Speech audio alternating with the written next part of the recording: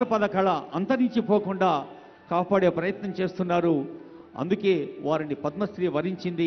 ఆ శ్రమ ఫలంగా మన కళల తల్లి సరస్వతీదేవి ఆశీర్బలంగా జానపద చిందు యక్షగానం చిందు అన్న పదంలోనే ఉంది. మరి అందవేసిన కళాకారుడు చిందు గడ్డం సమ్మయ్య గారికి హృదయపూర్వక శుభాకాంక్షలు.